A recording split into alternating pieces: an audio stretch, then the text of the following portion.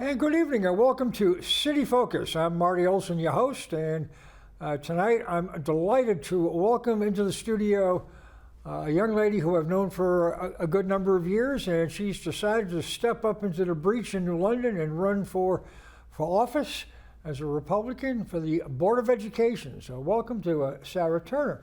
Sarah, welcome to the program. Thank you, Marty. I'm so glad to be here. Well, we'll have, I think, an invigorating 50 minutes, and I'm looking forward to some phone calls tonight. We've had the school board, actually the Democratic side was in the news this morning in the day paper. I guess they had quite a circus at their caucus last night, and so hopefully our group will kind of come together, have a unified message, and I know one thing is that in your tenure, especially with your kids in the school system, that you have taken a keen interest in education in general, and certainly the New London Public Schools in particular. I have, and you know, it all comes back to the kids. When my son, who's now in the Navy, was in school, he did benefit from extra services at the school since he learned a little bit differently than the general population. And so at the time I found myself advocating for the right to, access those services to help him to get where he needed to be. And I was very successful because he is now in the Navy as a load master, and I'm super proud. Where's he stationed? In Jacksonville. Yep. And so he flies all over the world. The planes always break down in the best places. And so he's seen the world, and it's been a great opportunity for him. And part of that was because of the junior ROTC. That's a terrific program. At the high school, yes. I really am in full support of that. And actually a lot of his friends that went away to college because he graduated during COVID, a lot of his friends ended up going to college during that difficult time. And I said to my son, listen, buddy, we don't know where the state of the world's going to be. Let's figure something else out. And he said, take me to the recruiter, and he did. And actually, he now recruited a lot of his friends into the services too. Oh, good for him. Yeah, so it's been great. But now my daughter is on the other, side of that. And now I find myself advocating for her not being challenged enough. And she's in the high school. She's going into her junior year. She's top of her class, very bright, but it's difficult as a parent when they get near the end of high school to realize, did I maybe not make the right choice? Did I do something wrong as a parent by not providing my child with proper education? And there's a lot of rhetoric that's happened over all the years I've lived in New London since 2001. That New London has just a failing school system, and there has been bumps along the way, as there is in lots of districts. But the common theme that I come back to is the difficulty with being heard and having consistency. And we as parents, we don't know what we're not told. So if the school district doesn't tell us that you have a substitute teacher, a long-term substitute teacher in a class for several months, and your child is not following approved curriculum, that is taking away our ability to direct our children properly and get them the education that they deserve. You would think that when a long-term sub would come into a classroom, oh, my goodness, we're coming out quick here. Let's see here. Okay, good evening, and you're on the air. Good evening, you're on the air. Hi, Marty, it's Ann Stewart. Do you have Sarah Turner there? Yes, Sarah Turner's here. Hi, Ann. Hi, Sarah. Congratulations on making this big decision. Thank you. And I was wondering if you could explain to people your wonderful research and how far you got to even get people from the state return your calls and talk to you or not, and what you were looking for when you first started getting involved with trying to get some information about the school. Oh, I will be glad to do that. I will be glad to do that. Okay, are you going to expand on any of what she's asking now? Oh, well, sure. It's going to be a long time. Ann, do you want to stay on for the call since you've heard it before, or would you, Yeah, I think it's, you and I have talked a lot, Yes. and, in all the hours spread we've had, I've lost track of it, and I know that it's been months of research on your part, Yes. and really great information. So, yeah, I'll stay on. Great, perfect. So, yes, so what kind of brought me to investigating as far as I have with the school and the budget was we lost our band teacher, 2 band teachers before the beginning of last year. And a new teacher was hired, and that led to me realizing that there was no management for new teachers. The teacher was younger. There was no one above her to guide her. She was crying every day on the way to school. And it was really just disappointing to see the kids trying to navigate the journey of a teacher navigating a journey when it shouldn't be the burden of the kids to bear. And so I started advocating for more support for the teacher. And I really didn't find anything within the district that supported my advocacy, not the Board of Ed, not at the Board of Ed meetings, not dealing with administration. And so that led me to trying to find a way to hire more people. So then I went to the New London Education Foundation and tried to see if they would help contribute to half of a band teacher. I went to the Regional Magnet Center to see if they would help contribute to half of a band teacher, and then I went back and reported to the superintendent that I had found these opportunities to bring in more support, and I was told that we didn't need the extra support, that we had it covered, but I couldn't quite understand what that meant, because clearly we don't have it covered at the school level. If we have the money, how come we're not using it? And then when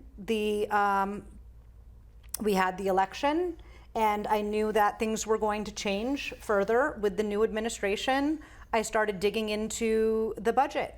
And I realized that there was a lot that wasn't being reported.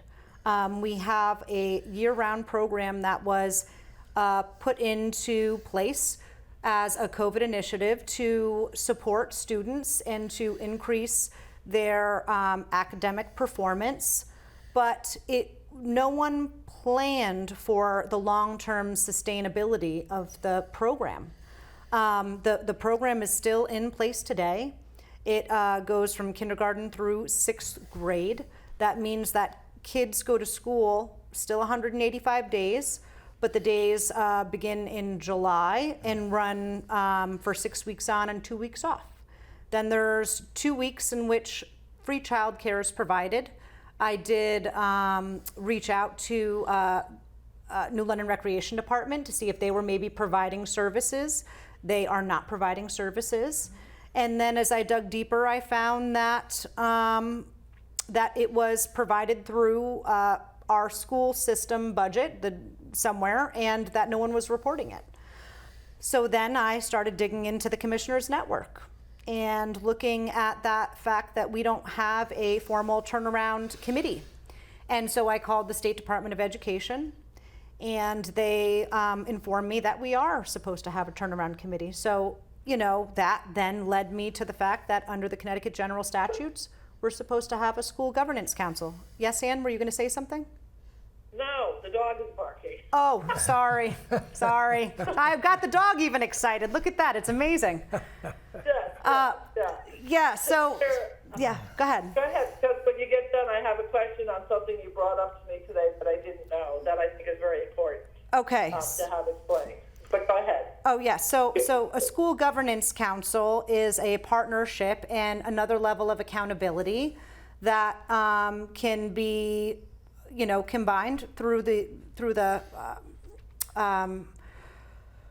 a committee of people that include teachers, parents, community members, and students that oversee academic performance, teachers' concerns, quality of culture and curriculum, where we then have a voice to come together to make a plan and present it to administration.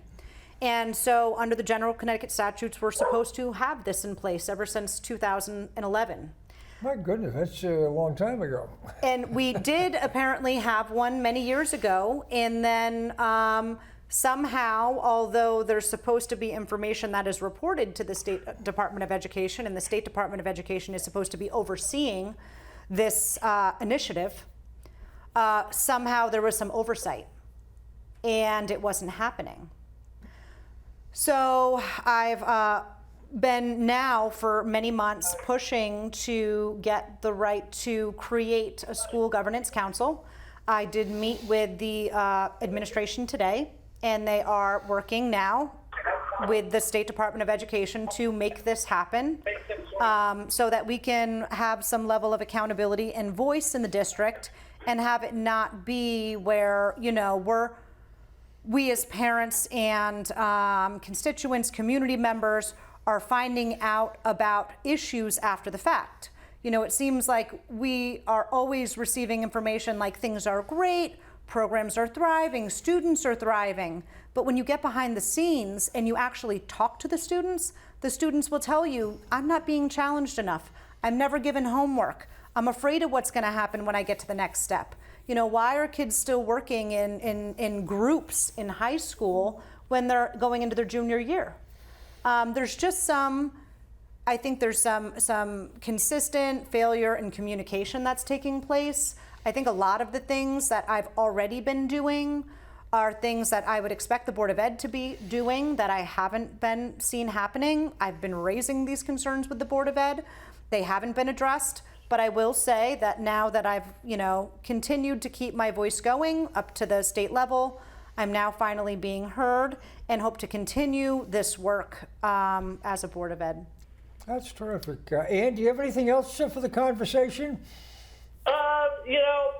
I just want Marty, she's really short and not, Sarah, you were instrumental in helping me understand about the budgeting for the school because I did not have any idea what that was all about as I don't have a kid in school. And can, Marty, is it all right if I ask her if she can address what you found with that? I'm not quite following the question, Ann. You're saying when it comes to the funding? Yeah.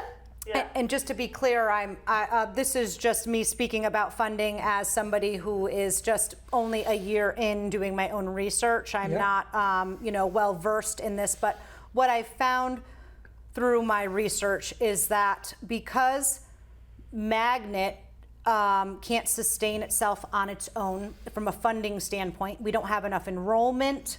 We're not meeting the threshold. We're not meeting the threshold. Nope. For out of district students. That's right. And that's where we get the greatest amount of reimbursement is from the out of district students. But I guess what I learned today from the superintendent is that Magnet funding, the reimbursement has not been increased since 2012.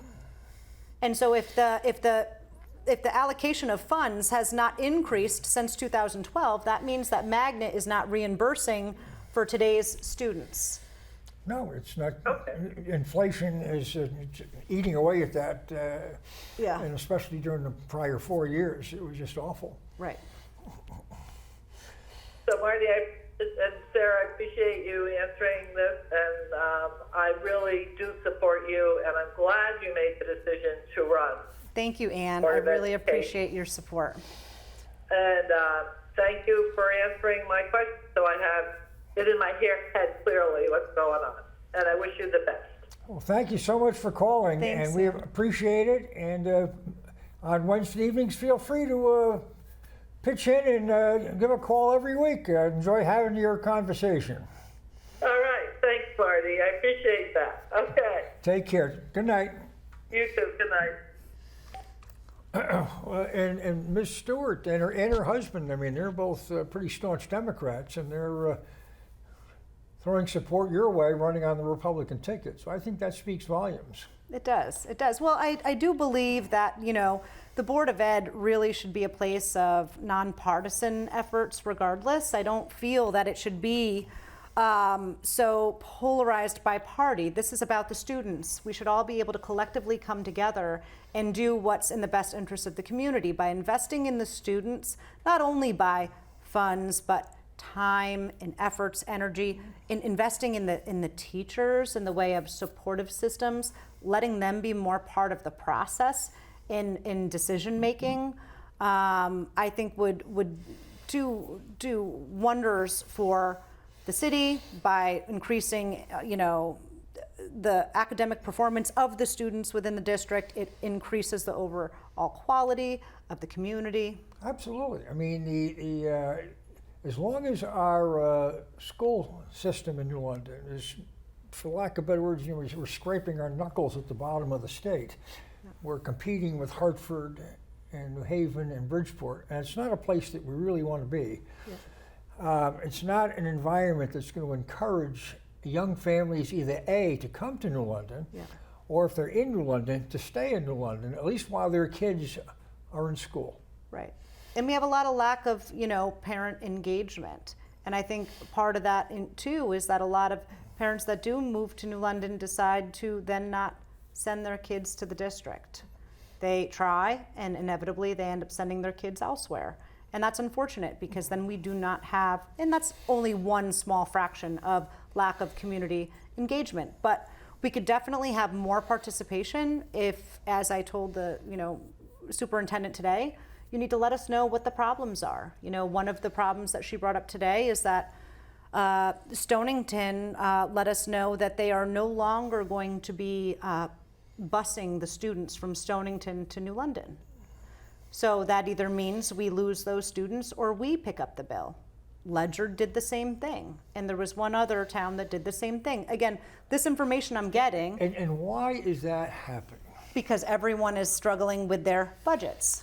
And so they're having to make decisions as to, are they going to cut teachers or are they going to cut transportation? Now, again, I'm not an attorney, but in my research, what I did find is that it does say that there's supposed to be a responsibility of shared cost between the sending district and the receiving district, which I did mention to the superintendent today, and she said yes, but we've received a letter saying that they will no longer cover the bill. So I've now started to share the word as I'm sharing here, and hope to be able to find, you know, a solution. Again, I'm just one person, whereas I understand our Board of Ed is off right now for the month of July, but I hope that they would be picking this up. That is crazy, and I just read as well that the council is taking August off.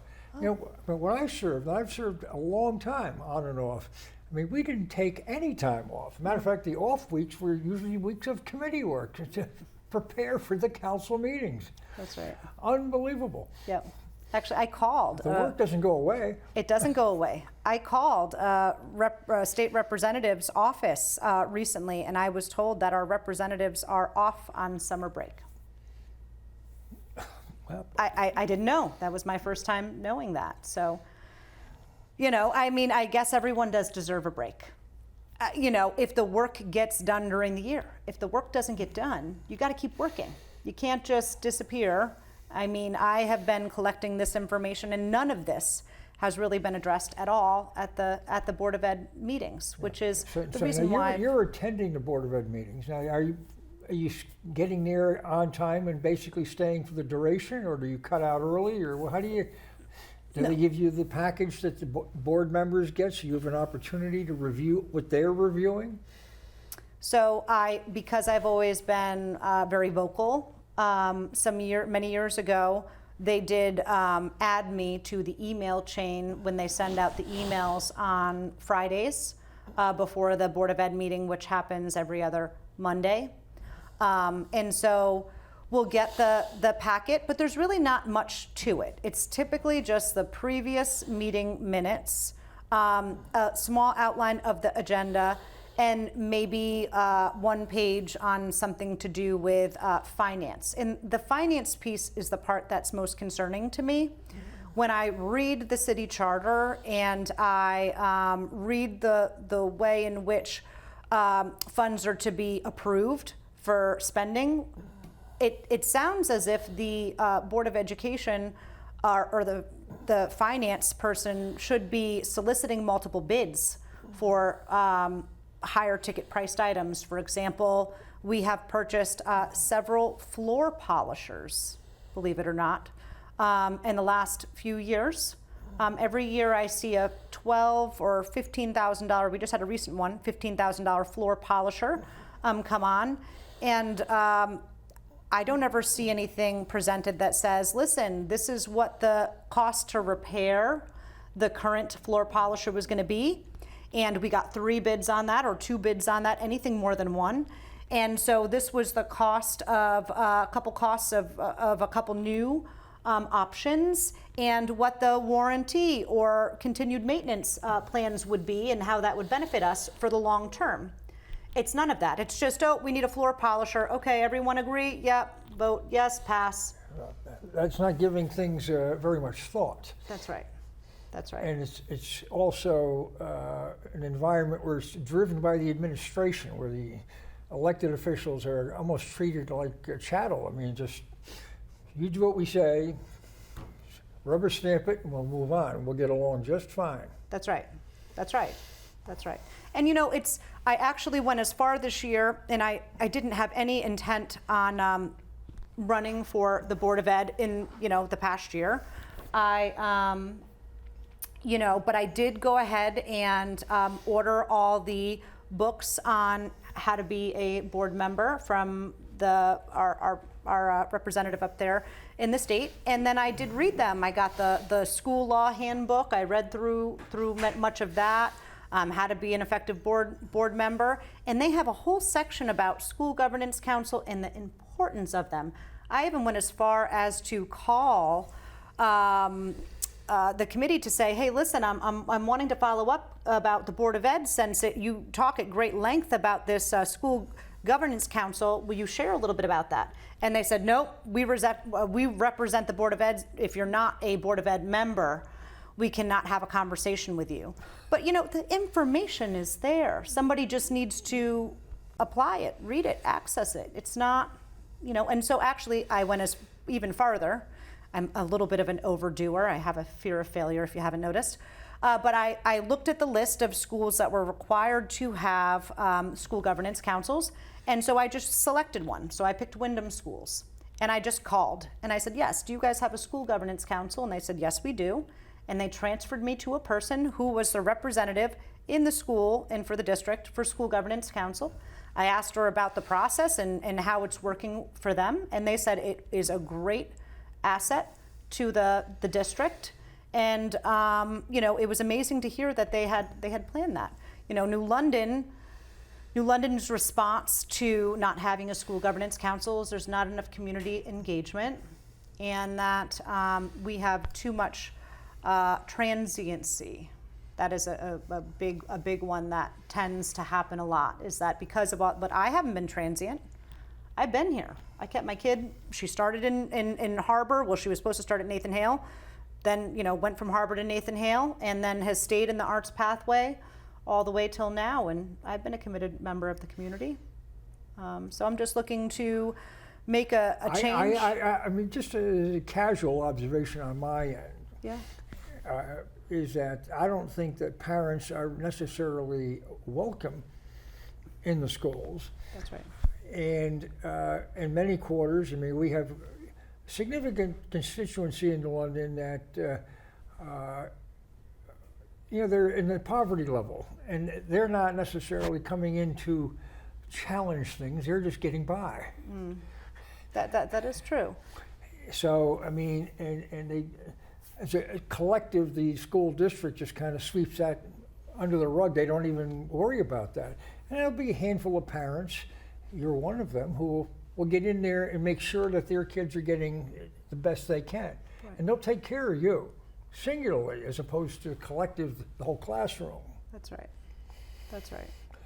And I've seen parents who, they want to ensure. And we have students that have gone to the best schools. I mean, Romans go to Yale. And, that's not too shabby. That's right. That's right. And, I think a lot of it has to do with like what you don't know, right? And so by not educating the community, even if you don't think that they're going to listen, you just keep saying it. Keep trying a different way. Somebody will hear you. Somebody will catch on. And sometimes it's not just about throwing some big event. It is about one person at a time, one communication at a time. How's it going? Listen.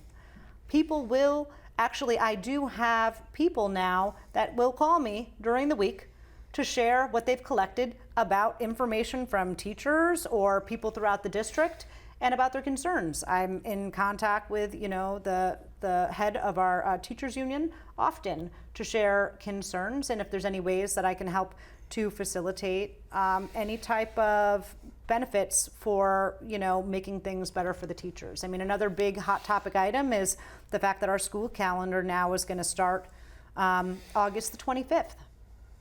And, we didn't really have a lot of time to adjust to that change, although, yes, it was voted on at the Board of Ed just this spring, but the decisions are happening behind the scenes. They communicate that there are these committees happening in the background. They could be.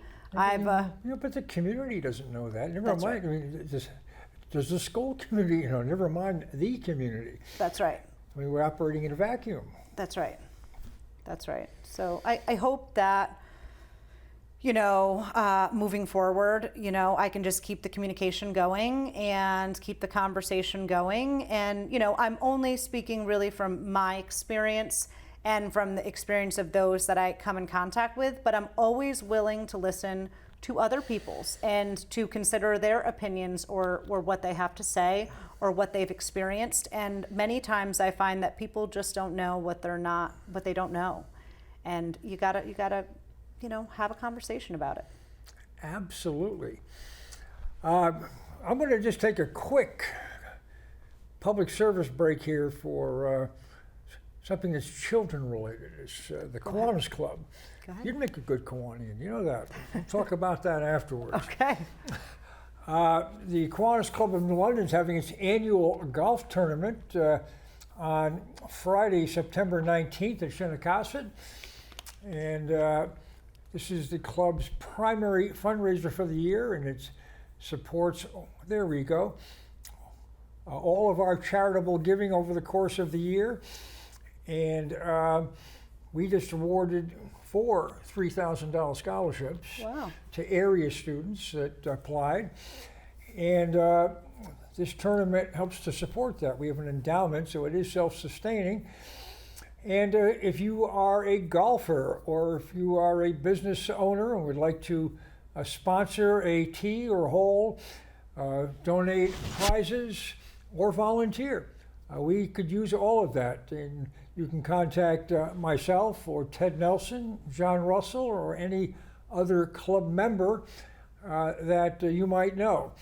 And again, it's September 19th at Shinnecock in Groton. And thank you. So, yeah, the Kiwanis Club's very much a youth-oriented community service organization, and we're very proud of what we are able to give back to the community. I've been doing this now for 38 years. And, wow. I wouldn't do anything for 38 years unless I felt I was deriving some sort of a benefit and we were doing a good mission. So I think we get both. That's wonderful. That's wonderful. Well, we will need more support because next year we're not going to have any after-school programs outside of sports because lack of funding at the high school. And we had the same issue going into this school year. We did not have any funds for after-school program, and it actually led to a lot of the high school kids leaving after school and going down to the fast food restaurants and causing a ruckus because they had nothing to do. And then the fast food restaurants started shutting down between the hours of 3 and 5. Yeah, to prevent students from coming down there and using it as a hangout. But it's unfortunate, that we just don't have the funding. So, looking for partners that can help to support some more activities. There is a group that is starting at the high school multi-magnet, campus. It's called Girls on the Run. I don't know all the details on it, but I know that they are on Facebook. Sabrina is charging that effort, and it is going to be sponsored by this Girls on the Run program, where girls are going to get an opportunity to run every week and just spend time talking about issues and trying to find solutions to daily issues that they have. It's terrific. One thing you opened with had to do with the band, and the dovetail with the Kiwanis Club is we contributed, I think it was $1,000 when the band went to Washington. That's right. And I think the funds were used to dry clean the uniforms. They were. And I was negotiating and working with the band director, the initial band director. Yes. And because they had the pep band playing at basketball games, and these kids were terrific. I mean, the band has kind of been ebbed and flowed over the last decade. But this gentleman seemed to have the kids fired up, and he kind of just vaporized. And I think others stepped up into the breach to help ensure that this kids had the opportunity, and what an opportunity to go to Washington and participate. Yeah. In that parade. I think it's marvelous. And I don't know what has transpired, but I've had on this set beloved Carter and family members who were involved with some of the issues with this new teacher. And there just seemed to be a real rub going on there, and the kids were teaching and weren't getting a lot of cooperation from the instructor. It was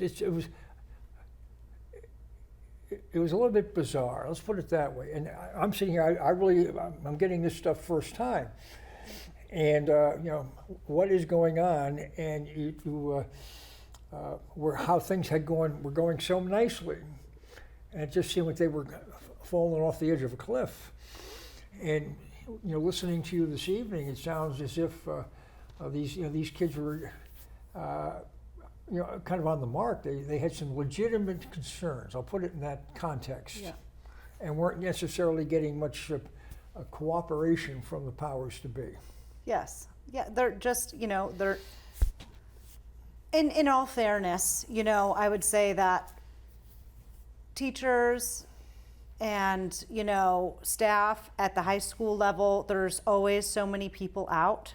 And so the responsibility of many jobs falls on just one person. And so over time, I think that wears people down. And it's easier just to say, they're not going to listen to the kid. Well, we hear this all the time. We're just not going to, no, it's not really a problem. It's easier to say that because they're the adults. But the kids are really smart. If you ask them, and I ask them all the time, how's it going? How are you doing? How's school? What are the concerns? How can I help you? They will come to me and share with me all their concerns. And that's exactly what happened with Beloved's grandkids.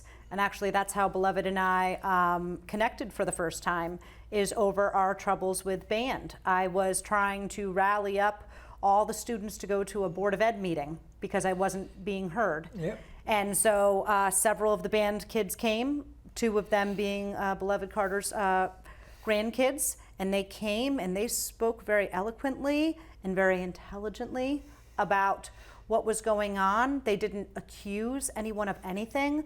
They talked about the difficulties they were having. I mean, it was well thought out, well presented, and I really thought, well, this has got to be it.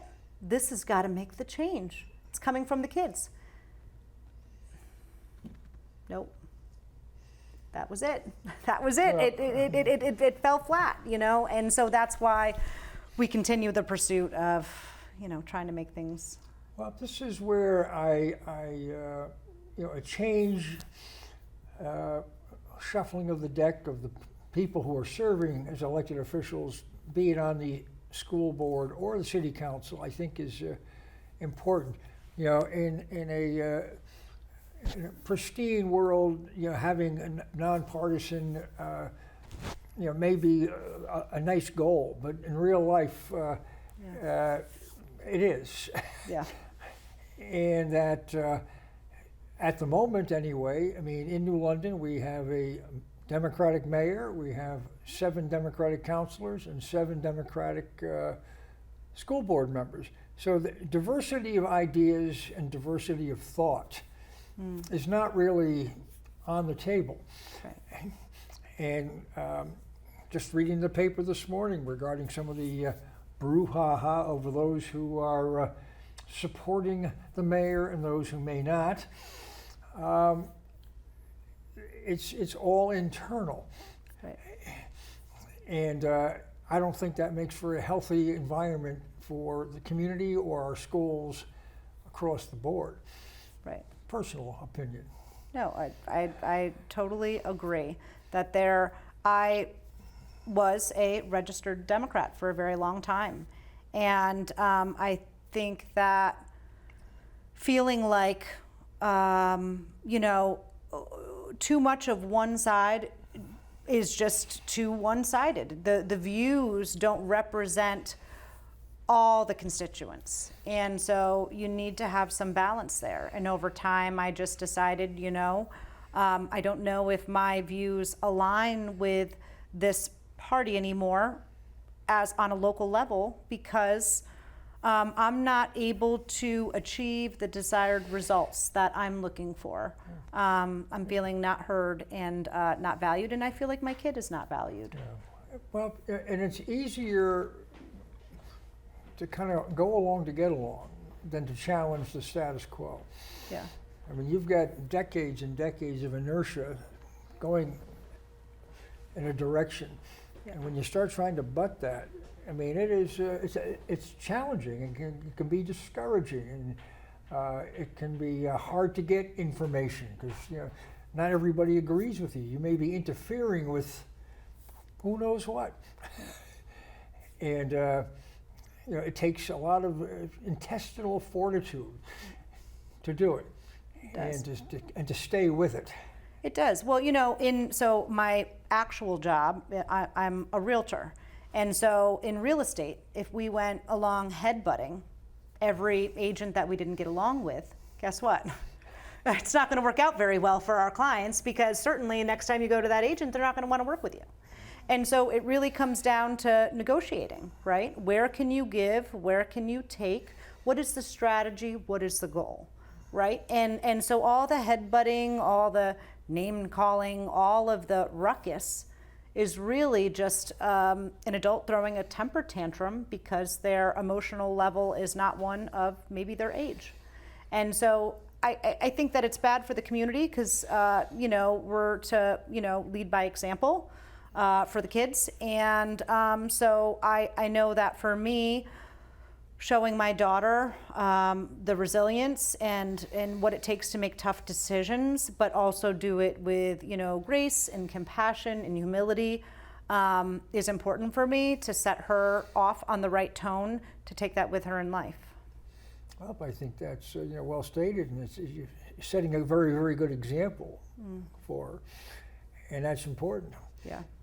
You know, in trying to get parents engaged. You know, not everybody is going to be as firebrand as you are, but to get parents where they'll attend their school PTOs, go, and if there are concerns or questions, that they'll call the school or call a teacher and try to get to the bottom of things before things degenerate where it's almost impossible to recapture, or you find that there's other issues that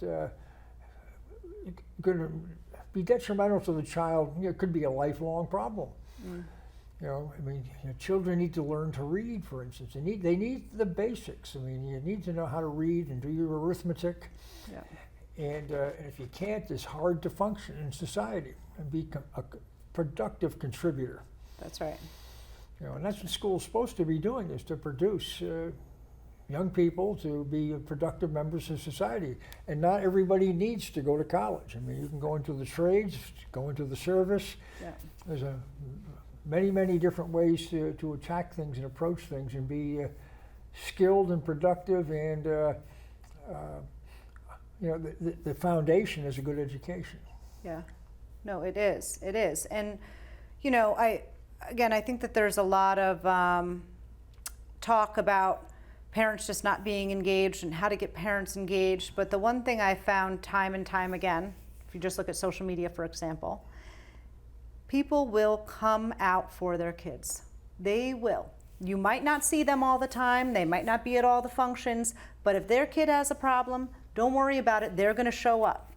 So, this kind of talk about, well, the people just don't care. They just don't have time. They're just, no.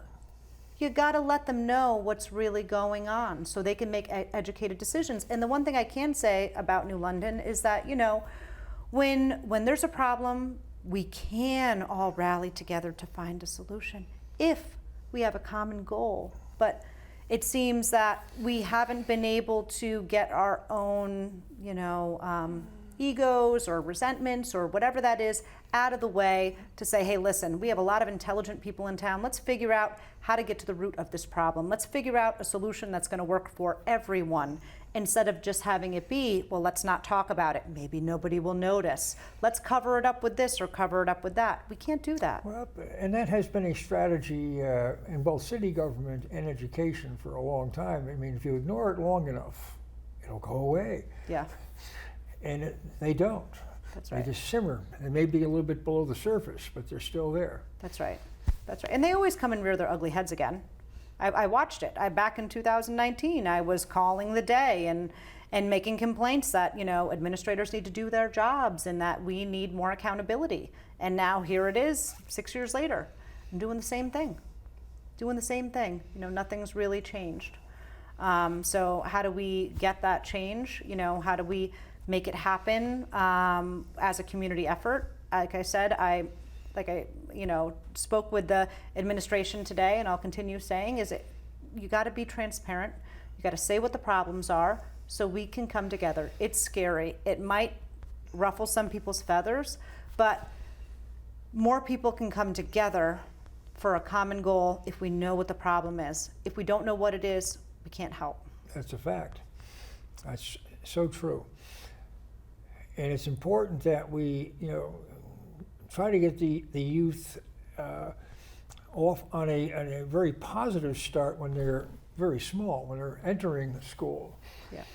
Because if they don't get the basics they need at the elementary level, each year and in this day and age, it seems that promotion, you just promote them whether they deserve to be or not, or have met any qualifications or not. That each year that they will continue to fall further and further behind. So by the time they get to junior high, high school, Yep. We've got students that can't remotely meet the academics that they're supposed to be doing, and that's not a good environment. Not all the time, but often. Some of these kids can end up being some of the students that are problem children in the classrooms because they're not prepared, and they just it's how they kind of show their stuff, and it's counterproductive.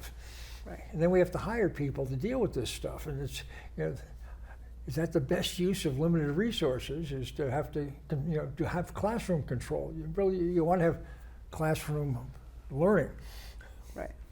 Well, you do. And I do want to make it clear here that, my conversation today is really geared about, the high school, since that's where my child is. I do want to say that, the current, administration has put a lot of efforts into early childhood education and making more opportunities for, young people to start school early and to get that education. I know they invested in BP Learning in conjunction with the city, and they have already been accredited, and it sounds like they're doing very well. Again, the issue that I have with these new initiatives is that there's no planning putting in place to sustain them beyond the initial year or two. Yeah. And because of that, although they are good and they help the community and the students, and there's been a lot of research done, they've talked about over the course of the year, whereas if you invest early, it does pay off. Yes. And so I support that. I just can't support not having a plan to sustain it. That's the piece that we're missing from a financial. That's a critical component. Yeah. So like if we know we need it, then we need to put the most, the people together that can find a way to find a partner or some type of solution that can help us to financially carry it over until we are able to generate the revenue or find additional funds, but not at the expense of the existing students that we already have. Because what it feels like happens at the high school level many times is that, well, we need to sustain this program here, so we're gonna not directly take from this program here, but we're not gonna invest anything more into it. And then it kind of falls apart. Yeah. Well, one thing that I observed, and it was with general government as well as education, but with the significant amount of COVID funds that floated through the community, that they were used for singular things. They'd hire a teacher for a program or a whatever it may be, or set up a new program, and there was no plan to keep it going after the funding closed. And it's closed. And now what do you do with the program? That's right. That's right. You're going to shut it down? Do you have no funding? Or are we going to have the taxpayers pick it up? And a lot of this is, I think, some of the gyrations going on between the legislative bodies in London at the moment. That's right. That's right. And they're both guilty of it. They've both done it. Yeah. No, it is. And it's tough. It's tough to see as a parent. It's tough to see as a paying taxpayer that, I'm paying taxes and I don't always know where the money's going to or how it's being used in the school system. And, it's difficult to think that my only options are to send my kid to private school or to move out of the district. And I can't tell you how many people tell me, Sarah, just go rent an apartment somewhere else, go buy a house in another district with a better school system. Why does it have to be that way? Not everybody has the luxury to be able to do that. So Well, why no, they can't don't. we just, Yeah, I mean, we have. I'm an advocate and think that school choice is something that should be on the table. But in our state, in our community, I don't see that materializing anytime soon, unless it's mandated from above. But that's a different discussion, I think, for another time. Well, we do have a little bit of school choice happening. I do know that Waterford now has school choice seats open to students in Basra. So I don't know if that's exactly what you're referring to with the school choice. I mean, the magnet school to a degree is school choice, but I mean, as you've mentioned, there's 2 or 3 communities that have shut the transportation. In essence, they've shut the program down from those communities. That's right. That's right. For whatever reason. Yeah. Which makes it even more challenging to meet our benchmarks for the magnet program, to meet the state standards to get the funding. That's right. That's right. I thought it was interesting you mentioned earlier that you'd spoken to Wyndham, the gentleman who was our special master a number of years ago, who came from Hartford. I can't think of anything, but when the state took over our district, after he completed New London, he meandered up to Wyndham. He was up there. Oh, wow. Didn't know that. So, yeah, and I'm not sure if what he did up there. I didn't follow it once he got there. I know that was his next destination, was from London to Wyndham. Wow. So, but I'll tell you, I think you're a terrific candidate for our school board in New London. Thank you. And I sincerely hope that you are able to engender a lot of enthusiasm and get some folks excited and support you, and we can get you elected in November. I think that would be a positive step for the community. And I will do what I can do from where I sit, and if you deem anything I have to say to have value, good. I have been through the ringer once or twice, but the education is so important, and your passion shows right through. And I think that's going to gravitate people to your candidacy. So. Well, thank you. I appreciate you taking the time today and for giving me the opportunity to share my thoughts on school and giving me a platform to launch my campaign for Board of Ed. Well, that's terrific. I hope we'll have you on from time to time between now and November, and have an opportunity to share with the masses what you're doing and how people are responding to you and what the people are telling you. You also have to listen. You may have what your thoughts are, but sometimes what you're thinking and what they are thinking aren't necessarily on the same page, and you kind of have to meld that all together. That's Make right. people feel like what they think is important too. Yes. As I said earlier, I'm always welcome to take calls, to meet with people, and to continue the conversation about education. Very good. Well, I want to thank you for carving out an hour to be on City Focus tonight. Thank you. I think we're going to close for a moment with the cruise night down at Ocean Beach. We'll put up the flyer. Monday nights at the beach are always a lot of fun. After 5 o'clock, it's free. There we go. Classic car cruise night. And nothing better than going down to Ocean Beach and seeing the cars and socializing and having a nice time. It's one of the positive events that happens in New London and Ocean Beach in particular. And those are Monday nights, weather permitting. So on that note, we'll say thank you and good night. And next week we'll have a rerun because I've got a conflict, but we'll be back the following Wednesday. So with that, good night, and we'll see you soon.